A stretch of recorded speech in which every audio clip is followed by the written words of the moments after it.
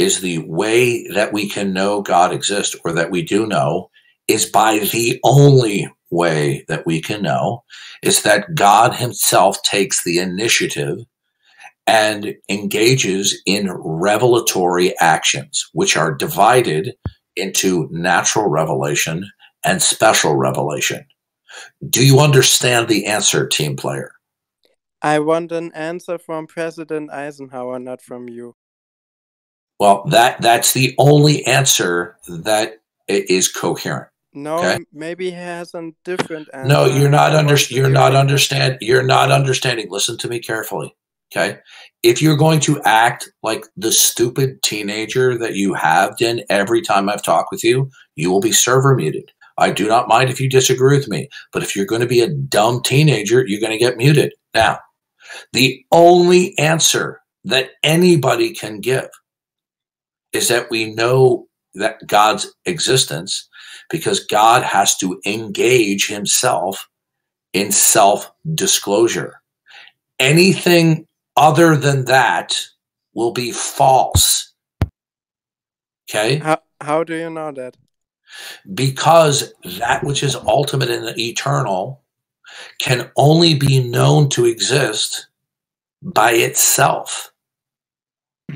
And if it decides, if it has the sufficient properties and attributes to engage in self-disclosure with entities that it itself has created. Okay? Can I ask you a question? You can in a second. When we talk about God, we use sometimes overlapping terminologies. One term that we use for God is the eternal. Okay? That which is eternal could never be known by a temporal entity, okay? Because you cannot experience eternal. You cannot see that something has existed from eternity. It's going to require that that which is eternal engages in communication and self-disclosure. Independent from that, there would be no way to know by anyone that something is eternal or what is eternal. And what I just said cannot be refuted. Okay, so it cannot be refuted. Mr. President, can you please answer my question? I mean, I already Duncan, did. you just come here in the debate, and when I ask someone else to answer my question, you just mute him, and then you Mr. President Eisenhower, do you agree with what I just said? Yes, I was just toying with this guy before. Yeah, well, so, every time he's been on here, he's trolled, okay? So the question, the topic that got this spearheaded, Darth, I think you were muted at the time, was, is faith logical with a capital L? Say that again? Is faith logical? That is an ambiguous question. And the reason why is faith has several different denotations and connotations. The most rudimentary meaning of faith means to believe or to trust. Okay? Now, sometimes in certain contexts, we use the word faith to mean believing something with or without warrant or justification. Okay? There are scientists who have faith that there are laws of nature. Is there faith or their belief and trust that there are laws of nature without warrant? No. Okay? Now, the point is simply this is, in these kinds of metaphysical discussions, we have people who are skeptics who want to bash other people over the head with a proprietary use or a univocal use of the word faith, okay? Now, if they say that faith means without justification, then Christians do not know God by faith. We know God by his self-disclosure that we adopt and accept. His self-disclosure and the parameters from which he does it from is the warrant and justification. But you see, the skeptics want to characterize biblical faith or Christian faith as what we call fideism. In other words, it is simply belief without any warrant or justification whatsoever. Okay? But that is not the biblical usage of the word faith. Okay? Okay, do Muslims have faith? Do they have belief? Yes, they do. So belief without evidence. Well, you have to understand is that when you believe something, even with evidence, you're still exercising faith. Okay? This idea that faith excludes evidence is ridiculous. Okay? You skeptics need to stop playing this childish and adolescent game where you create a straw man and you use terminology and you fill it with proprietary meaning, and then you attack us for adhering to concepts that we don't agree to. Okay, so Muslims have faith. Do Hindus have faith? Every human being exercises a variety of kinds of faith. Everyone. I'm so sorry. But you said Christians don't have faith in God. Yeah, you don't listen very carefully, do you? That's literally the opposite of what he said. Yeah, Yeah, you he's don't. saying we do have faith. It's just Christians that You it don't. just Hey, have listen faith to in me. no God. The point. Listen to me carefully. Whether you realize you are doing this or not is besides the point. Skeptics frequently take certain words and they fill it with proprietary meaning, and then they use it as a straw man to attack what Christians believe. Okay?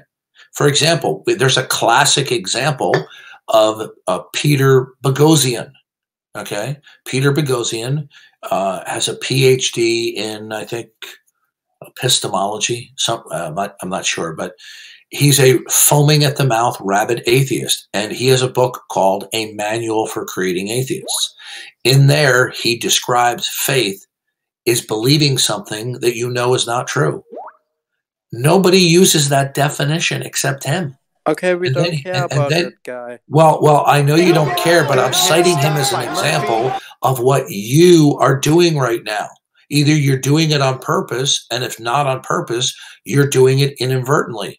When you use certain terminology, you must at least exercise some effort as to not use it in a straw man manner. I mean, the definition of faith is a strong belief in the doctrines of religion based on spiritual. That is a definition. Yeah, there are multiple. That's right. There's more than So do you words. prove Words that have God- multiple. Shut up. Words have multiple, sometimes overlapping definitions. Okay. Now, if you object to the definition of a word that somebody is using, then you need to make a case for it. Sometimes it's legitimate to object to the definition that somebody's doing it, and sometimes it is not. The bottom line is biblical faith never means without reference to God's self-disclosure. Okay, what's the self-disclosure? God's self-disclosure are the actions that he takes in creation through natural revelation, whereby his creation communicates directly to human beings that the temporal indicates the eternal, and that the eternal must be personal in order for any temporal state to be personal. Then there's special revelation, where God gives self-disclosure of certain knowledge or information that he has decided not to disclose to us through natural revelation, such as is recorded from Genesis to Revelation. But I mean, Genesis is a story in a book. Where's the proof of that? Okay. The proof of Genesis, okay, when we talk about Genesis, the Bible is a package deal. It presents a worldview. It starts in Genesis and it ends in the book of Revelation. The proof of it is that if it is not true, then there will be no metaphysical grounds for proof.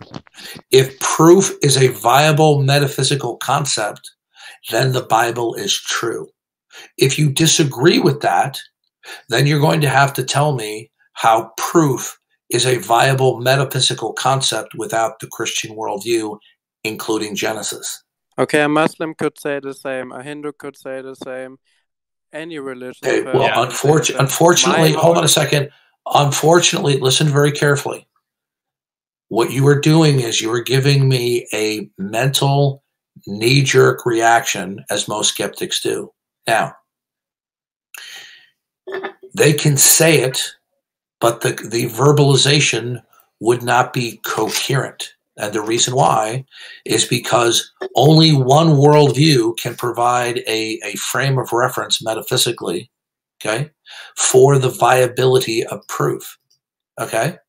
So the point is only one worldview can do that. So when you say that multiple worldviews can say it, now, that statement you just made is literally a logical contradiction. No, I'm saying let me finish. What you said is a logical contradiction, unless, of course, what you were saying is they could verbalize that. Because if you don't mean that they could verbalize that, then what you were saying is that one or more worldviews could lay a claim coherently and intelligibly for their worldview. Is that what you mean? No, I'm just saying your argument can be used. No. That's not my argument.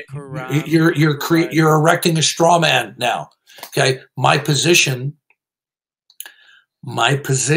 is not that I merely claim that about Christianity. I can demonstrate it. Okay, that the denial of the Christian worldview will render any proposition unintelligible. Okay? Now, yeah, hey, Themo, do it again, and I'm going to server mute and deafen you, and I'm going to ask Chad to ban you from the server. Okay? You've trolled many times before. I won't put up with it. Okay?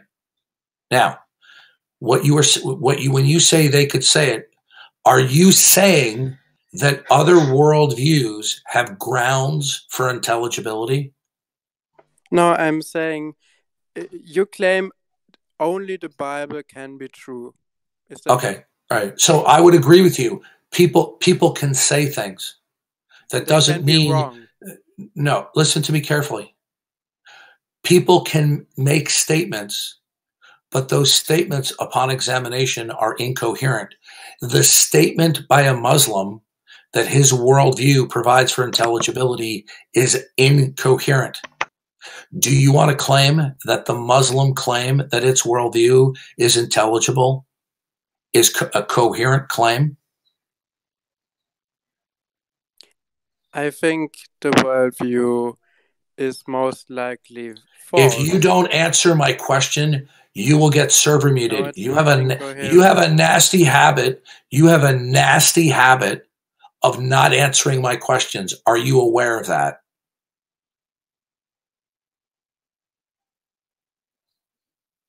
My position is that the Christian worldview is true because it alone possesses the parameters that provide metaphysically for intelligibility. If a Muslim claims that, it will be a false claim because the Muslim God does not possess the necessary attributes for human intelligibility. One of the attributes of it for intelligibility of the Creator will be that the Creator is always truth revealing. Allah is not always truth revealing in the Quran.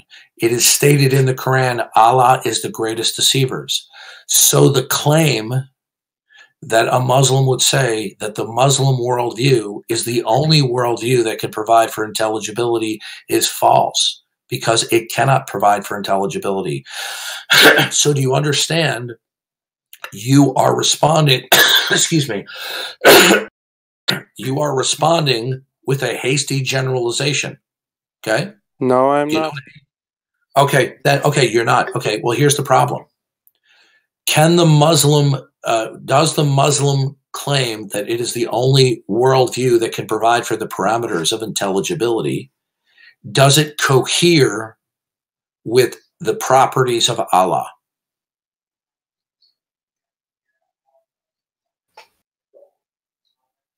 Maybe. No. Okay, see, what you're doing now is you're being intellectually dishonest, because I just told you that Allah is the greatest deceiver. Okay? Did you know that? In the Quran it says Allah is the greatest of all deceivers. Allah is not a God who always engages in revelatory truth. So when the Muslim claims that Allah and his creation is the only coherent worldview, he's also simultaneously claiming that Allah is the greatest deceivers. But if Allah is the greatest of all deceivers, that worldview cannot provide for intelligibility. So your claim that a Muslim could say it is false. But can Christians be wrong? About what? About their God existing and the Bible stories. No. No, they can't. So you still believe that dinosaurs were on Noah's Ark? Yeah, I believe that because the only eyewitness testimony we have is God's revelation.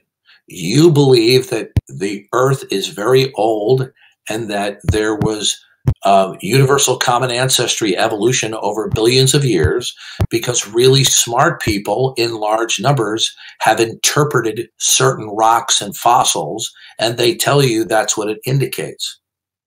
You have faith in the interpretive skills and the presuppositions of a whole lot of smart people, don't you? Okay, so you agree that they are smart? Do you have faith? Well, the fact that they're smart is besides the point, because in the history of science, extremely smart people have made colossal scientific interpretive errors, including Albert Einstein. And religious people also have done that. Okay, so what? And what does that have to do with the price of tea in China? The point is simply this. You have been indoctrinated in a worldwide paradigm that the earth is old and the complex biological life systems on this planet are the result of incremental fortuitous changes over billions of years. Okay, so how old is it? Let me finish. You have never read any material by people who are experts on the opposing side. How do you know that? Okay, because I've talked with you. Now, maybe I concluded that the science. No. Listen, right. Do me a favor. Don't lie to me, because if you lie to me, I'm going to get angry and then I'm going to server mute you. Okay. Now, the reason why you believe evolution is because that's all you've ever been taught, and you have come to believe. Thermo, if I hear noise on your microphone again, I'm going to server mute you. Yeah, please, please. Okay, all right, you're done. Now, you believe that the information and the interpretive framework that you have been given is the strongest possible case for biological origins, right? But you have been duped because you have not heard the other side. Okay? I have read lot about religious people claiming Okay. stuff about Okay. the world, and What? they were What? wrong. Okay. What is it? What is a significant scientific argument against evolution that you have read?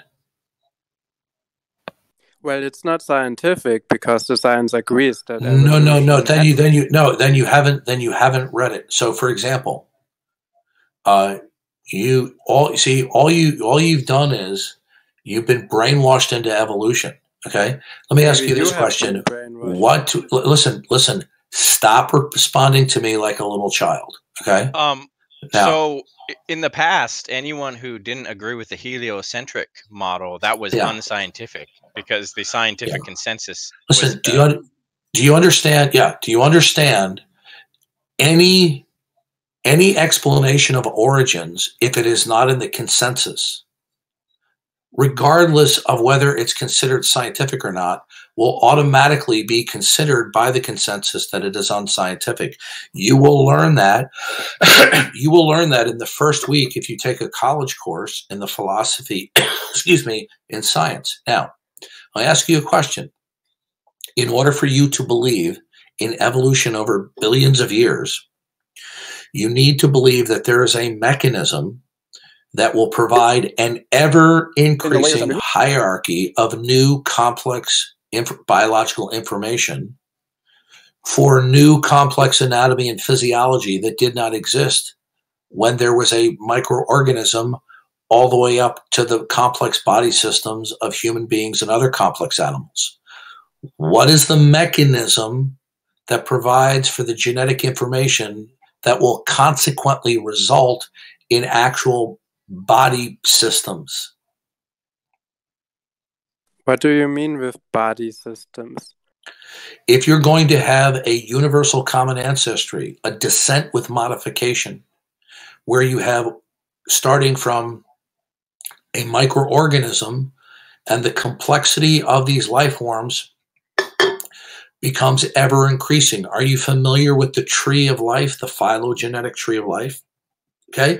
Now, in order for there to be a phylogenetic tree of life, you're going to need a gargantuan increase of complex hierarchical genetic information that will arise over eons of time. In order for a microorganism, which is a system, to turn into the system of a human body. A human body is gargantuanly more complex than a single cell. Now, all of the complex anatomy and physiology that is in a human body has to be codified in a linear molecular fashion.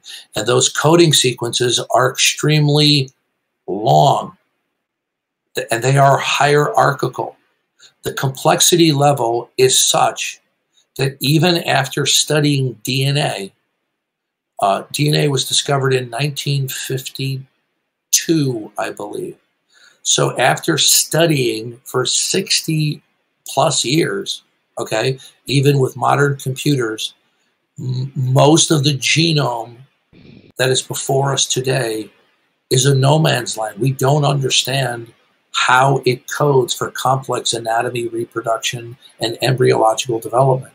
Now, if you believe evolution, then you believe that there is some type of mechanism that will produce an ever-increasing hierarchy of complex genetic information in order for there to be an increase of anatomy and physiology from one creature to another.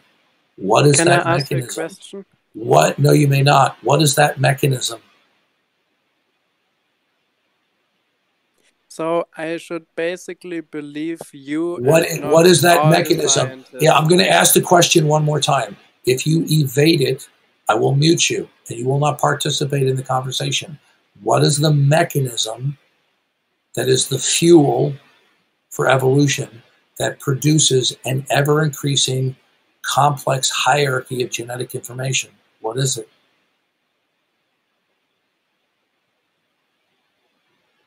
If you don't know, it's okay to say I don't know. I'm not going to bash you if you don't know. How do you get dinosaurs turning into other creatures? How do you get a dinosaur from a single-celled organism? How does that happen? Now, I know you want to believe that you throw in lots of time. Okay, fine. I can even hypothetically grant you billions of years. What you don't know is that billions of years doesn't help at all. So how old is the Earth in your Okay, now I asked you a question. Since you believe that evolutionists have discovered evolution, okay, that the least complex organisms over billions of years turned into unimaginably complex organisms, where did all the complex information come from? What's the mechanism?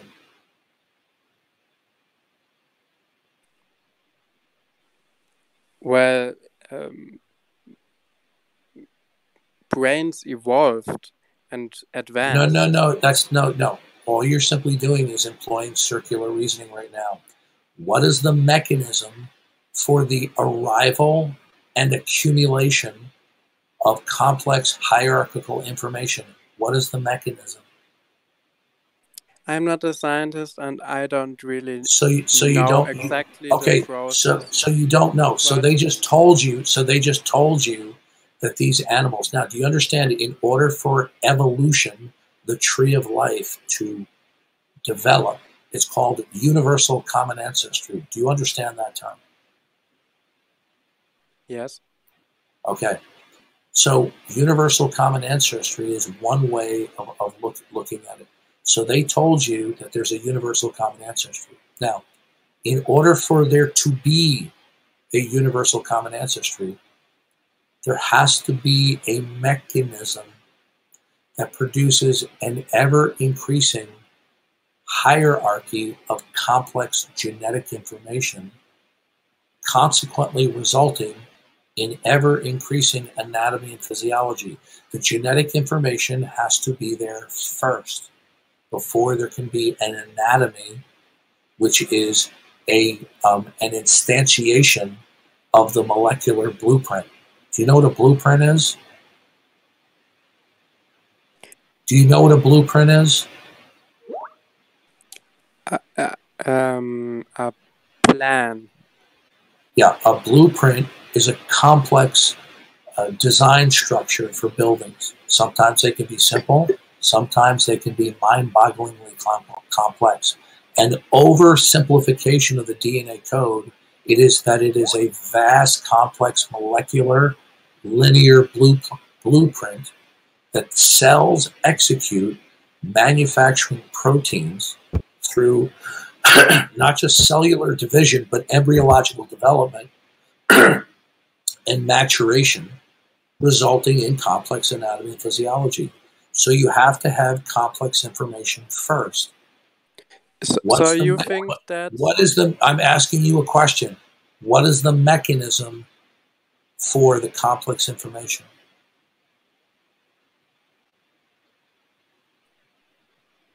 I'm not a scientist, and I don't know the exact so you process. don't know. Okay, so they told you. So they told you. These animals. Okay, listen to me. So they told you that life evolved over billions of years, but you don't know how it happened.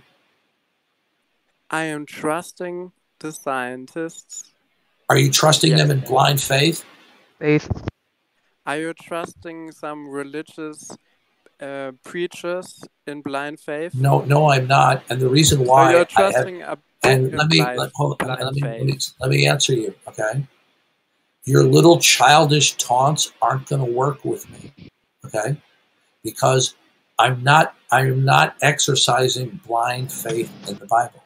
Okay, my acceptance of the Bible as a complete system is based upon, number one, it is self-authenticating and self-attesting, and it cannot possibly be false, because if it is considered to be false, then there will be no way from a metaphysical framework for anything to be determined that's true or false.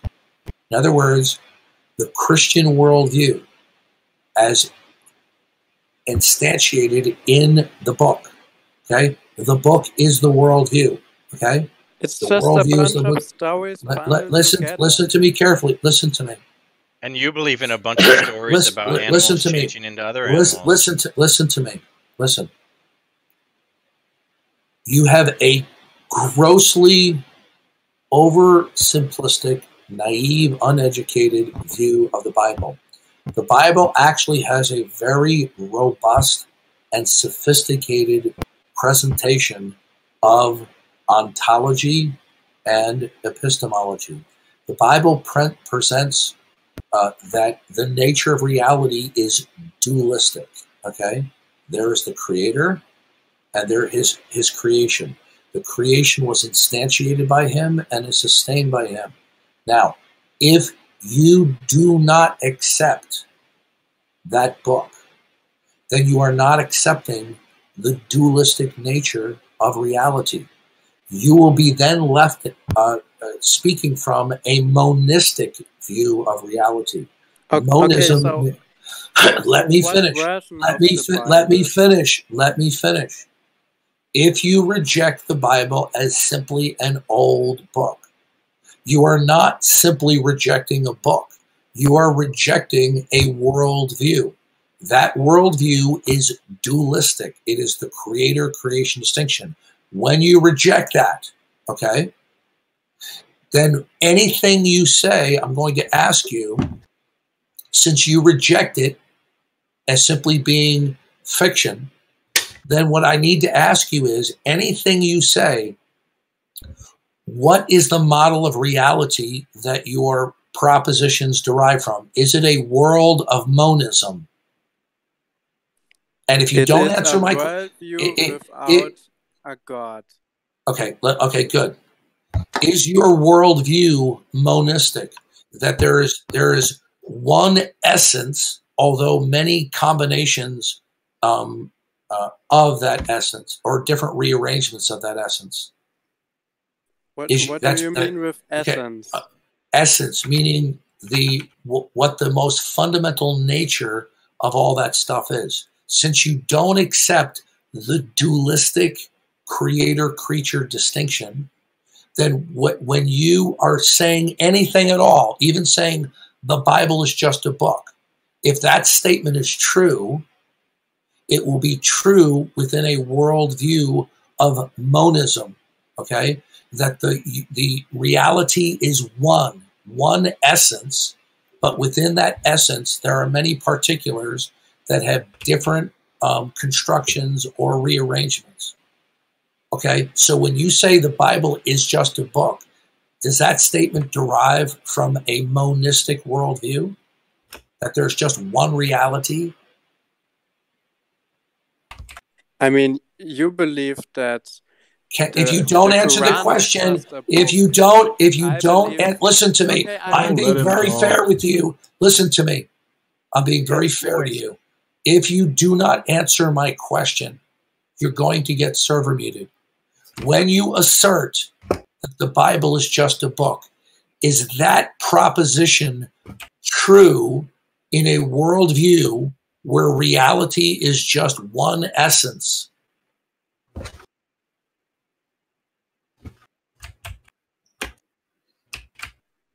I'm not going to give you any more chances. If you evade my questions, you will be server muted, because you like to dodge. You like to shoot your mouth off. Now, I want to test to see. If your denial of the Christian worldview and the book is sustainable. Your position is that the non-acceptance of the book is sustainable. Okay? Now, when you assert that the Bible is just a book, or if you say the Eiffel Tower stands in Paris, do those two propositions derive from a model of reality of monism, that there is one reality of one essence, although that essence is arranged in different configurations? No. Okay, then what is the worldview, okay, Is it more than one essence? Is it two? Is it three? Because I want to know what world your propositions derive from. When you say the Bible is just a book, let's assume for the sake of argument that that's true. A fairy tale book. Okay, good. Now, in what model of reality does that proposition exist in? Atheism. No, no, no. What is the nature of reality? Is it monistic? No. Okay, is it dualistic? No. What is it then?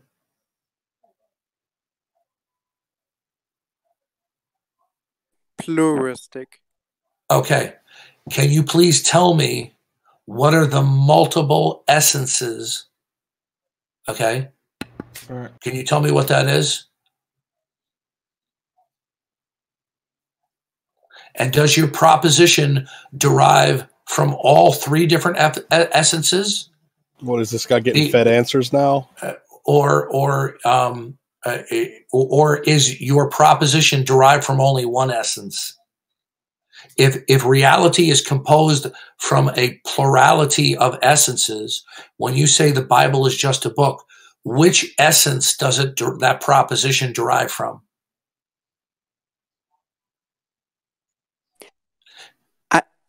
I don't talk that way, and I'm not saying. Well, you see, your position is the Bible is just a book. I want to see if that statement is sustainable. Is your statement sustainable? It is a book.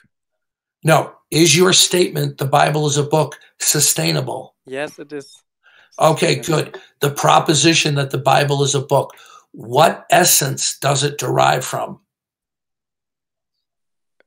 I can look at it and I know how a book looks like. No, you're not understanding. You're not understanding. When you say the Bible is a book, is it simply derived from the essence of physicality?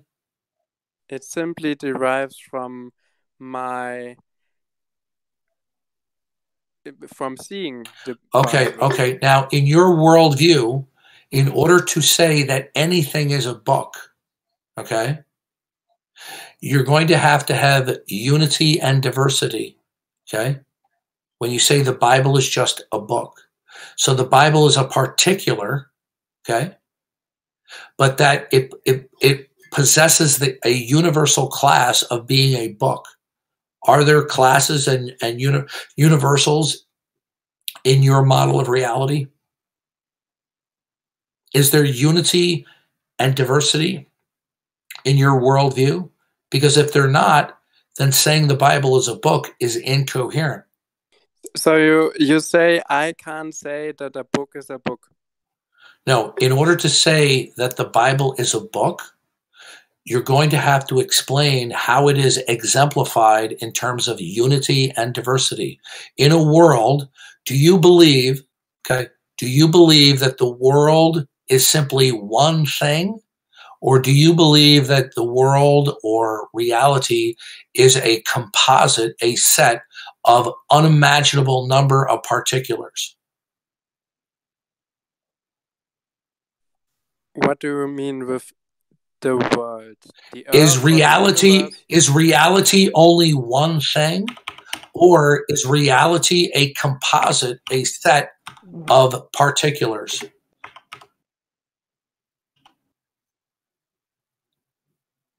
You see, if you can't answer this question, your accusation that the Bible is just is when you say the Bible is a book, is it one particular among many particulars in the set of reality? Or is all of reality the Bible? Is all of reality the book of the Bible? So you basically want to say that I can't say a book is a book. I want to know if your statement that the Bible is a book is intelligible and sustainable given your non-Christian worldview? Is the Bible, or any Bible for that matter, a particular among many particulars? I'm not seeing how that proves that dinosaurs Is were on what I'm from trying to Noah. show you, what I'm trying to show you, that if you do not accept the Christian worldview, including the Genesis account, as a package deal, then you are saying that the Christian worldview is not the necessary precondition for intelligibility and sustainability. So you stated that the Bible is just a book. Okay? When you say the Bible is just a book, you are denying the Christian worldview. That what the Bible says about the world does not correspond to the nature of reality. So what I'm trying to see is if your statement is sustainable and that it's intelligible. Now, when you say the Bible is just a book, are you referring, listen to me, are you referring to a particular or a class, a grouping? When you say the Bible, are you referring to a singular printed book, or are you referring to a class? I am referring to the book. Can I just say one thing? No, you may not.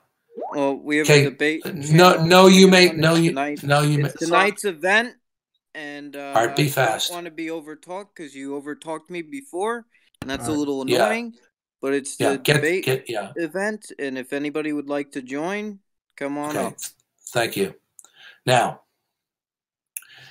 when you say the Bible, is the Bible you have in mind a particular, or is it a class, like dogs, trees, rocks?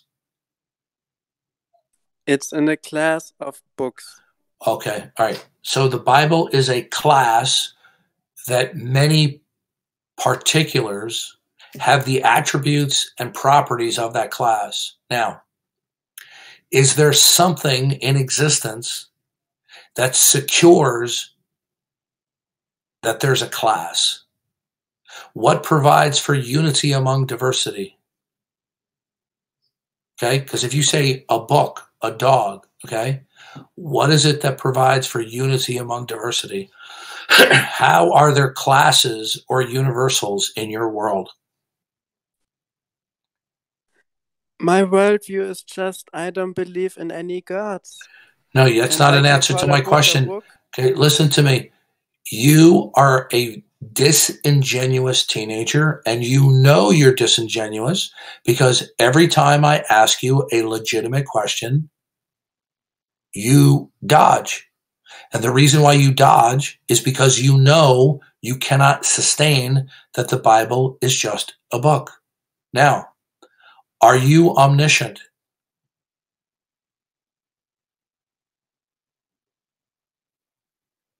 Are you? How do you define that? Do you know everything? No. Do you know everything? No, I don't know everything.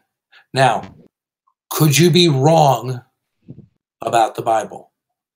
Yes. Can you be wrong about the Bible? No. That's pretty ignorant to say. No, it's not ignorance. It's informed. Do you know why I can't? Okay, listen to me carefully. Let me tell you, let me explain something to you. Do you know why I can't be wrong about the Bible? Do you know why? Can be wrong. Okay, I'm going to tell you that's an incoherent statement. Do you know why? No, you don't know why. It's because the Bible is a world view.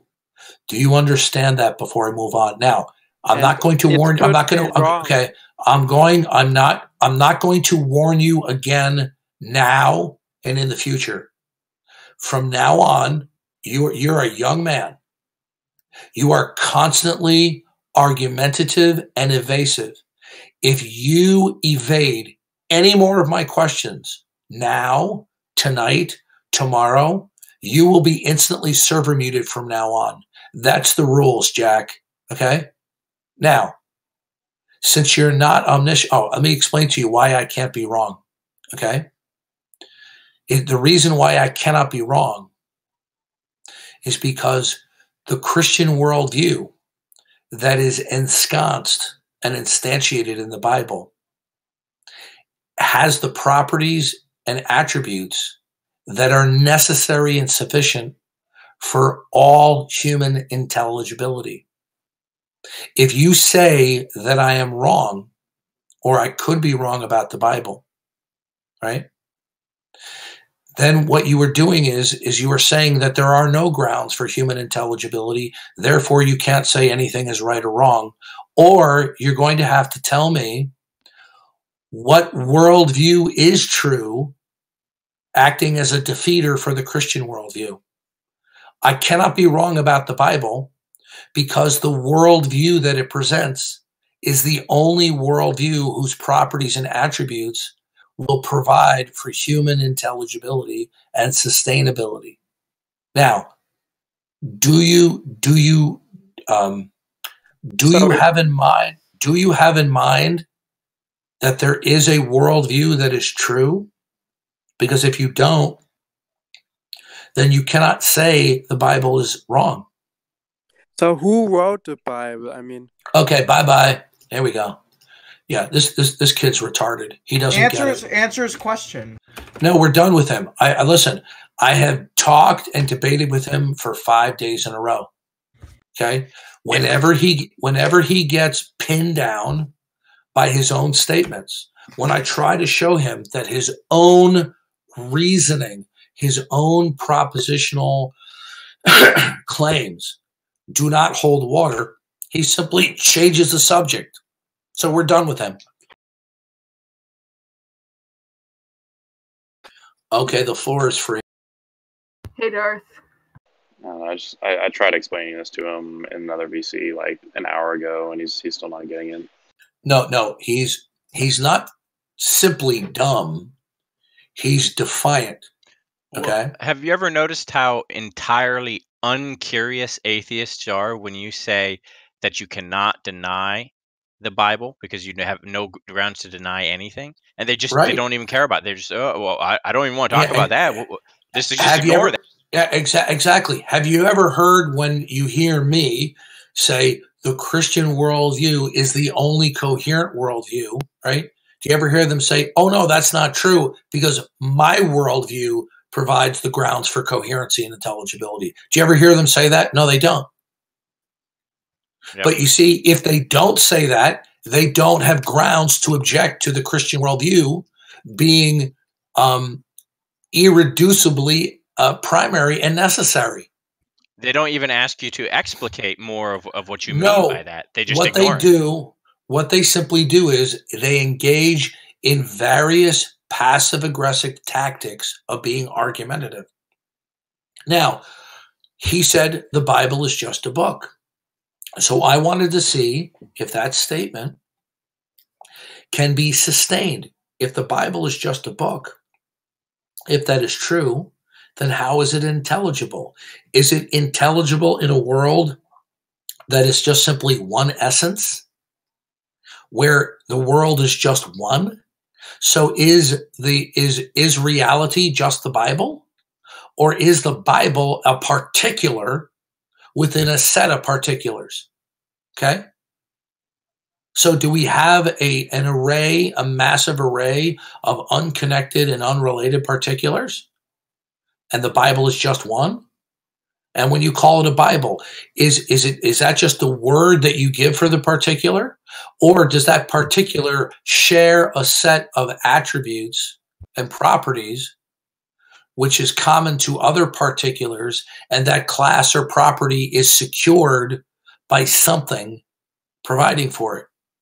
You see, if he doesn't have answers to these questions, then his statement, the Bible is just a book, is unsustainable.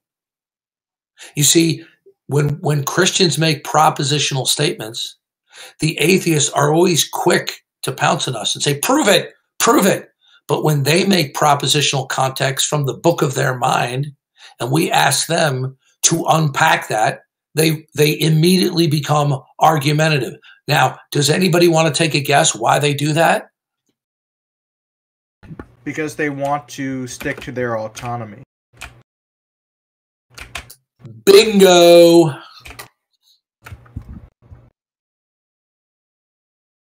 Hello, Darth. Hey. I saw you got into a debate on YouTube. It wasn't a debate. It was a train wreck. We had a Kukalamungala. Kukalamungala. Kukalamungala. A nut job, a fruitcake. The guy was a deer in the headlights. Kukalamungala. I'm gonna use that. Yeah. Actually. And had I known that this guy was a nut job, I never would have agreed to appear there. Really? So you didn't know? What made you think that it would have been a good idea to talk to him? I was posting questions to an atheist chat show this morning. Later on this afternoon, I was invited by one of the participants in that chat show to talk with this guy, Richard Madison. Okay. I then Googled him late this afternoon and I came across some of his YouTube videos. I didn't have time to watch them all just to familiarize myself with his demeanor. Okay. But then after talking with him for 30 minutes or so, I realized he's a fruitcake. He's absolutely Looney Tunes. Hey, Darth. Yeah. But he was also a theist, right? Well, so he claimed, but at one point he seemed to indicate that God was a man. It was very strange. It was very difficult drawing out, what his beliefs were. He said to me, the Bible was written in heaven. I said, where'd you get that from? And he quoted a verse out of the Old Testament. I said, where's that? He goes, oh, I don't know. I said, can you look it up? He goes, I could. And I said, would you do that, please? And he said, no. I mean, the guy's a nut job. Well, guess who's bugging me in DMs right now? Who? The guy you muted a few minutes ago, Themo. Too bad. God damn, bro, leave me alone. I listen, I feel sorry for Team Player's parents. I really do. I mean, I'm so embarrassed lately because, over the past 2 or 3 nights, there's been terrible representation of atheistic worldviews or any sort of connection with solipsism and its problems or anything like that. Yeah, listen, they accuse me of following a script. Well, there's 2 problems with that. It's because they are the king of cliches, slogans, and scripts. Number 2, if I am following the same script, then you should be well prepared in answering my script. Okay? Do I follow a similar line of reasoning and questioning? Yeah. And that's the mark of somebody who has a refined worldview and a refined philosophy. Okay? Look, atheism and atheists are an absolute train wreck. They are the Hindenburg of YouTube, okay? What are those atheists doing when they come up with their objections to what you're saying other than preparing a script? Yeah, I know. And then when I inquire about their defeaters and objectors, they quickly become passive-aggressive, argumentative. Well, why would they do that? Because their objections and defeaters are not sustainable. Hey, Darth, I had a question. Sure, go ahead.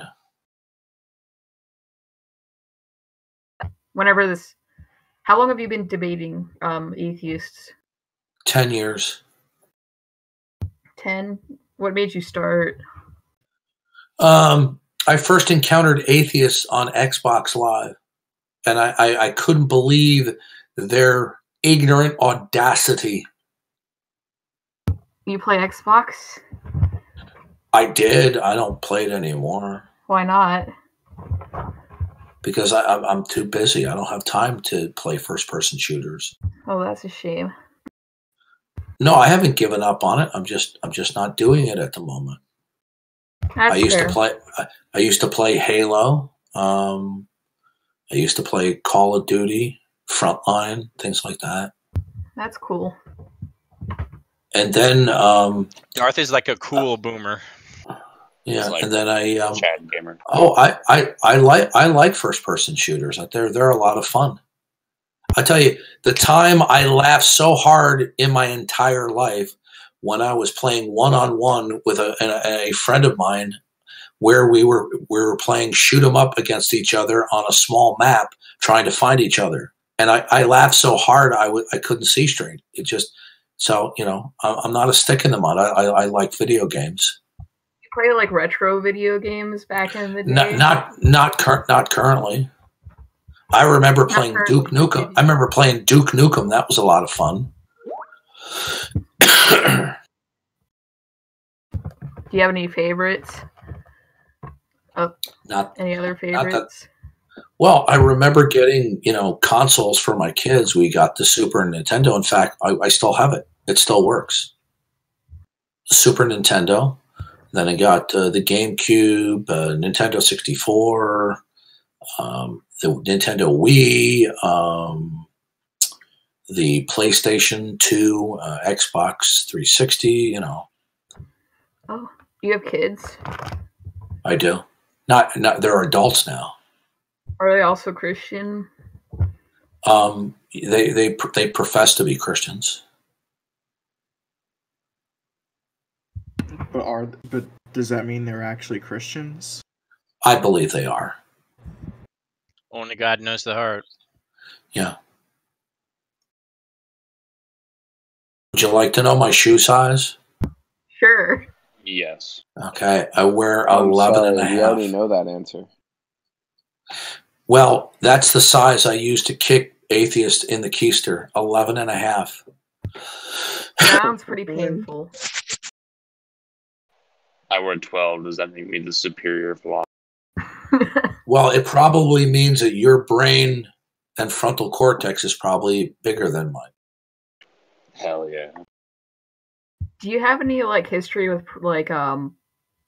ministry work, like preaching or leading classes? I do not give out personal information. Whatever personal information I have given out has been a mistake, because there are people out there that are deranged individual stalkers. Okay, so it's best that I do not divulge personal information about myself.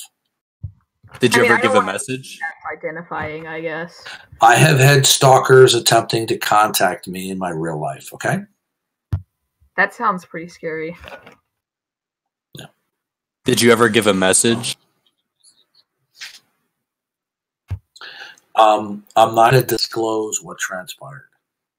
Did you ever get assaulted by an Italian lady over the age of 70? Did I ever get assaulted by an Italian lady over the age of 70? No, That's but I specific. did. No, but I did used to work for an elderly Italian lady growing up in an Italian restaurant. Oh, Did okay. you, I guess I got you beat out on that experience. Did you ever see a dog fall out of the sky on a parachute and then paint a picture? Can I ask a question? Well, listen, for those of you who are in here to listen, I also expect, since you enjoy this for free, that you also recruit other people to come in here and to invite atheists to come. This is the Atheist Helpline. And the funny thing is, it's so difficult trying to talk to these people, especially the atheist YouTubers. These people are clowns. They sit in their little atheist ghettos behind their microphones.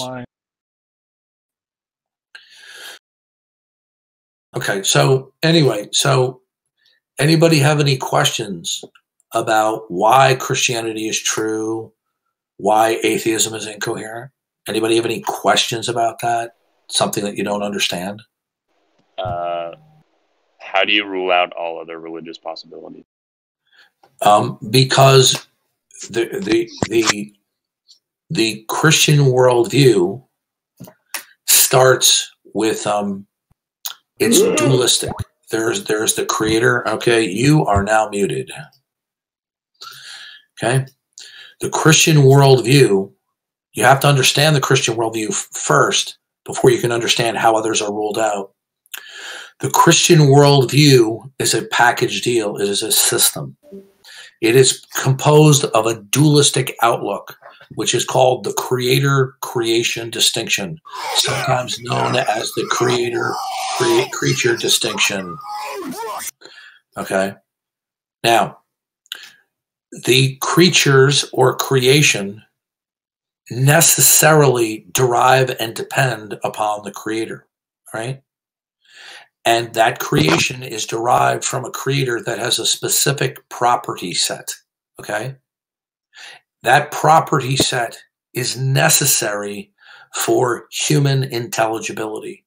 If you deny one or more of the attributes of the God of Christianity, you will eviscerate, you will annihilate human intelligibility, okay? Right? Now, no other worldview can have the property set of the Christian God, because if it did, it would be the Christian God. All right? So, all we're simply dealing with is basically two worldviews. There's the Christian worldview, and then there's the worldview that denies the Christian worldview. Within that worldview, there are different flavors, like ice cream, all right? But they all suffer from the same fatal flaw. They are hopelessly incomplete, incoherent, and devoid of the properties and attributes that are going to be necessary and sufficient for human intelligibility, okay? What are the properties and attributes, and why are they necessary? Well, the properties and attributes would be of the Christian God, that he is eternal. He is ultimate. He is unconditionally non-dependent. When I say he's ultimate, it means that he is the irreducible, indispensable primary from which all things derive. Okay? Now, in addition to that, that Christian God, okay, you're done. Okay, now, the Christian God is omniscient and omnipotent and always truth revealing, and he has a specific sovereign plan for human creation and human history, including a salvific plan. If any of those properties are not instantiated, there cannot be intelligibility. Oh, in addition, Parakeet always corrects me on this one, but he's not here at the moment. Oh, he's here. The Christian God has that he is triune, that his nature has both unity and diversity in equal ultimacy, and that in turn is reflected in the creation. Okay, the unity and diversity is instituted by the God of the Bible, which is a reflection of